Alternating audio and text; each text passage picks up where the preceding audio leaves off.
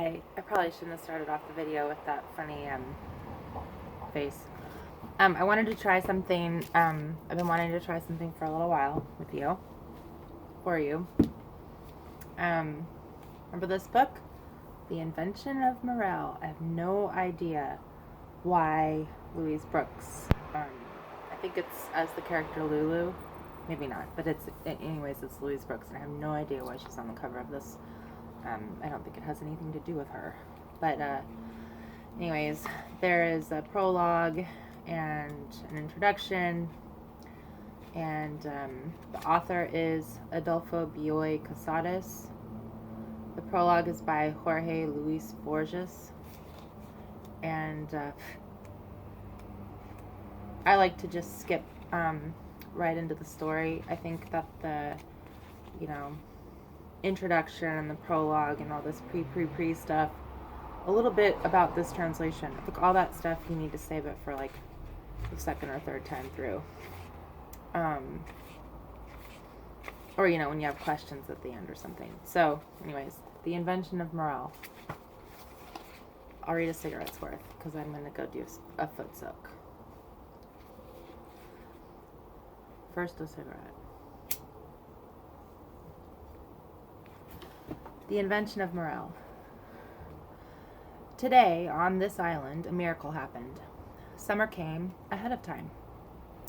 I moved my bed out by the swimming pool, but then, because it was impossible to sleep, I stayed in the water for a long time. The heat was so intense that after I had been out of the pool for only 2 or 3 minutes, I was already bathed in perspiration again. As day was breaking, I awoke to the sound of a phonograph record. Afraid to go back to the museum to get my things, I ran away down through the ravine. Now I am in the lowlands, at the southern part of the island, where the aquatic plants grow, where mosquitoes torment me, where I find myself waist-deep in dirty streams of seawater. And what is worse, I realize that there was no need to run away at all. Those people did not come here on my account. I believe they did not even see me. But here I am without provisions, trapped in the smallest, least habitable part of the island. The marshes that the sea floods once each week. I am writing this to leave a record of the adverse miracle. If I am not drowned or killed trying to escape in the next few days, I hope to write 2 books. I shall entitle them Apology for Survivors and Tribute to Malthus. Malthus? My books will expose the men who violate the sanctity of forests and deserts. I intend to show that the world is an implacable hell for fugitives, that its efficient police forces, its documents, newspapers, radio broadcasts, and border patrols have made every error of justice irreparable. I guess I have to practice this reading thing out loud. So far, I have written only this 1 page. Yesterday, I had no inkling of what was going to happen. There are so many things to do on this lonely island. The trees that grow here have such hard wood, and when I see a bird in flight, I realize the vastness of the open spaces all around me. Really? An Italian rug seller in Calcutta told me about this place. He said, in his own language, "There is only one possible place for a fugitive like you. It is an uninhabited island, but a human being cannot live there." It is an uninhabited island, but a human being cannot live there. Around 1924, a group of white men built a museum, a chapel, and a swimming pool on the island. The work was completed and then abandoned. I interrupted him. I wanted to know how to reach it. The rug merchant went on talking. Can I do this? "Chinese pirates do not go there, and the white ship of the Rockefeller Institute never calls at the island, because it is known to be the focal point of a mysterious disease, a fatal disease that attacks the outside of the body and then works inward. The nails drop off the fingers and toes, the hair falls out, the skin and the corneas of the eyes die, and the body lives on for 1 week or 2 at the most. The crew of the ship that had stopped there were skinless, hairless, without nails on their fingers or toes, all dead, of course, when they were found by the Japanese cruiser Namura. The horrified Japanese sank their ship. But my life was so unbearable that I decided to go there anyway. Bad idea, Jeeves. The Italian tried to dissuade me, but in the end I managed to obtain his help. Last night, for the 100th time, I slept in this deserted place. As I looked at the buildings, I thought of what a laborious task it must have been to bring so many stones here. It would have been easy enough and far more practical to build an outdoor oven. When I was finally able to sleep, it was very late. The music and the shouting woke me up a few hours later. I have not slept soundly since my escape. I am sure that if a ship, a plane, or any form of transportation had arrived, I would have heard it. And yet suddenly, unaccountably, on this oppressive summer-like night, the grassy hillside has become crowded with people who dance, stroll up and down, and swim in the pool, as if there were a summer resort, like Los Teques or Marienbad. That's in Deutschland. Yeah. From the marshlands, with their churning waters, I can see the top of the hill and the people who have taken up residence in the museum. I suppose someone might attribute their mysterious appearance to the effect of last night's heat on my brain. But there are no hallucinations or imaginings here. I know these people are real, at least as real as I am. The fact that their clothes are from another era indicates that they are a group of eccentrics, but I have known many people who use such devices to capture the magic of the past. I watch them unwaveringly, constantly, with the eyes of a man who has been condemned to death. They are dancing on the grassy hillside as I write, unmindful of the snakes at their feet. They are my unconscious enemies who, as they corner me against the sea in the disease-infested marshes, deprive me of everything I need, everything I must have if I am to go on living. The sound of their very loud phonograph, Tea for Two, and Valencia are their favorite records. Seems now to be permanently superimposed on the wind and the sea. Perhaps watching them is a dangerous pastime. Like every group of civilized men, they no doubt have a network of consular establishments and a file of fingerprints that can send me, after the necessary ceremonies or conferences have been held, to jail. But I am exaggerating. I actually find a certain fascination in watching these odious intruders. It has been so long since I have seen anyone. But there are times when I must stop. First of all, I have so much work to do. This place could kill even a seasoned islander. And I have not been here long. I have no tools to work with. Secondly, there is always the danger that they may see me watching them, or that they may find me if they come down to this part of the island, so I must build some sort of shelter to hide in. And finally, it is very difficult for me to see them. They are at the top of the hill while I am far below. From here, they look like a race of giants. I can see them better when they approach the ravine. Living on these sandbanks is dreadful at a time like this. A few days ago, the tide was higher than any that I have seen since I came to the island. When it goes dark, I make a bed of branches covered with leaves. I am never surprised to wake up and find that I am in the water. The tide comes in around 7 o'clock in the morning, sometimes earlier, but once a week there are tides that can put an end to everything. I count the days by making gashes in a tree trunk. A mistake would fill my lungs with water.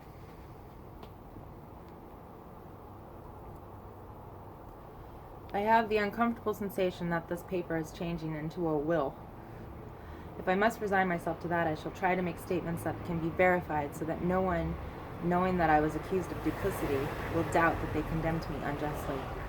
I shall adopt the motto of Leonardo, ostinato rigore, as my own, and endeavor to live up to it. I believe that this island is called Billings and belongs to the archipelago of the Ellice Islands. There's a footnote here. It says, doubtful. He mentions a hill and several kinds of trees. The Ellice or Lagoon Islands are flat. The coconut is the only tree that grows in their coral sands. That's the editor's note. More details can be obtained from the rug merchant, Dalmacio Ombrellieri, 21 Hyderabad Street, Ramkishnapur, Calcutta. He fed me for several days while I hid in one of his Persian rugs, and then he put me in the hold of a ship bound for Rabaul. Rabaul? Anyways. But I do not wish to compromise him in any way, for I'm naturally very grateful to him. And he gave his fucking name and address. My book, Apology for Survivors, will enshrine Ombrelieri in the memory of men. The probable location of heaven, as a kind person who helped a poor devil escape from an unjust sentence. In Rabaul, a card from the rug merchant put me in contact with a member of Sicily's best-known society. By the moon's metallic gleam, I could smell the stench of the fish canneries. He gave me instructions on a stolen boat. I rowed frantically and arrived incredibly at my destination, for I did not understand the compass. I had lost my bearings, I had no hat, and I was ill, haunted by hallucinations. So kind of doubtful that maybe he made it to the island, I suppose. The one that he was aiming at for anyways. The boat ran aground on the sands at the eastern side of the island. The coral reefs must have been submerged. I stayed in the boat for more than a day, reliving that horrible experience, forgetting that I had arrived at my journey's end. It's a long cigarette.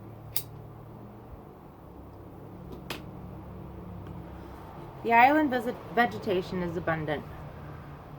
Spring, summer, autumn, and winter plants, grasses, and flowers overtake each other with urgency, with more urgency to be born than to die, each one invading the time and the place of the others in a tangled mass.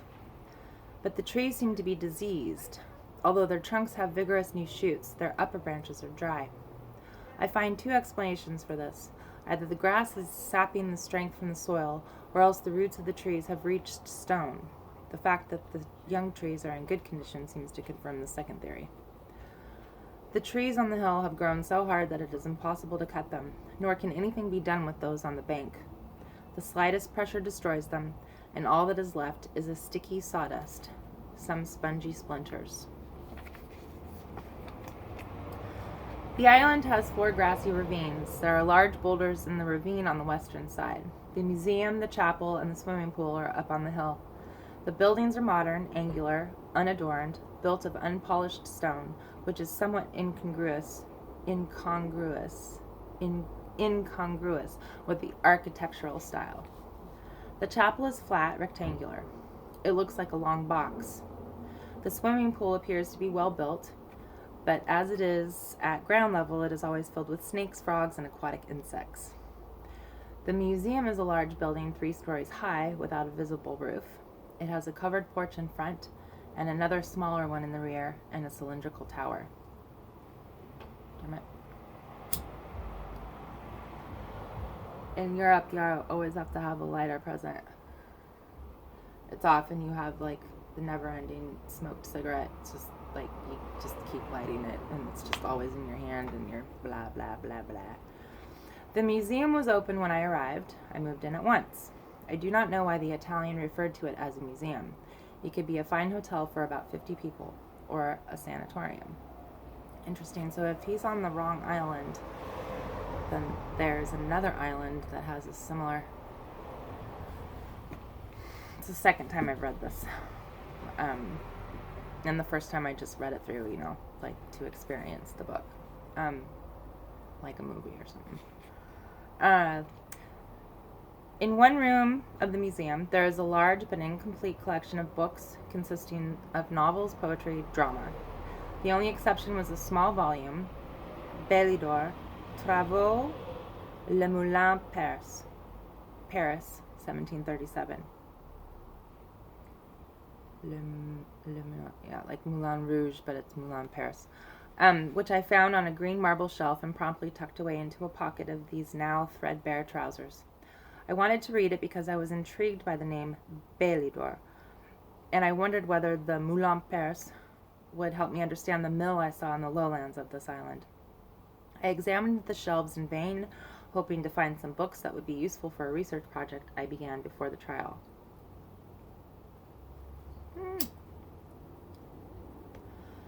I believe we lose immortality because we have not conquered our opposition to death. We keep insisting on the primary, rudimentary idea. the whole body should be kept alive. We should seek to preserve only the part that has to do with consciousness. God, that is so Chris Marker. The large room, a kind of assembly hall, has walls of rose-colored marble with greenish streaks that resemble sunken columns. The windows, with their panes of blue glass, would reach the top floor of the house where I was born. Four alabaster urns, 6 men could hide in each one, irradiate electric light. The books improve the room somewhat. One door opens onto the hall, another opens onto the round room. Another, the smallest one, is concealed by a screen and opens onto a spiral staircase. The principal staircase is at the end of the hall. It is elegantly carpeted. There are some wicker chairs in the room, and the walls are lined with books. I suppose now's a good time to Exhibit A. Or no, this is B. Exhibit B. The island.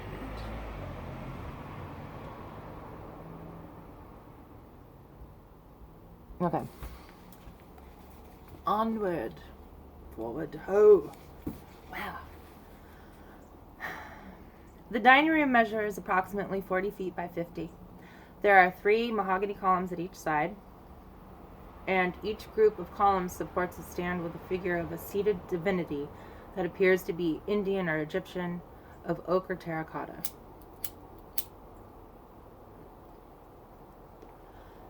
Each god is 3 times larger than a man and is garlanded by dark plaster leaves. Below them are large panels with drawings of Fujita, which present a discordant aspect because of their humility. Oh, I see. Large gods and small, yeah. The floor of the circular room is an aquarium. Invisible glass boxes in the water encase the electric lights that provide the only illumination for that windowless room. I recall the place with disgust. Hundreds of dead fish were floating on the water when I arrived, and removing them was an obnoxious task. Now, after letting the water run for days and days, I can still smell the odor of dead fish when I am in the room. It reminds me of the beaches in my country where huge quantities of fish, dead and alive, emerge from the water to contaminate the air and receive a hasty burial at the hands of the outraged populace. Why didn't they just eat them? Like, what's going on there?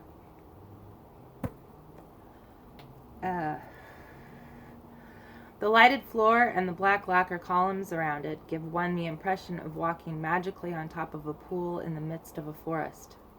This room adjoins the large room, or assembly hall, and a small green room with a piano, a phonograph, and a screen of mirrors, which has 20 panels or more. The rooms are modern, pretentious, and pleasant. There are 15 suites. Clearing mine out completely made only a slight improvement. There were no more paintings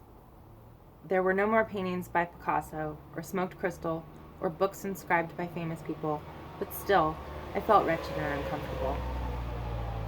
Okay, there's a break there, and I'm done with the cigarette, and that is about 18 and a half minutes. Love you.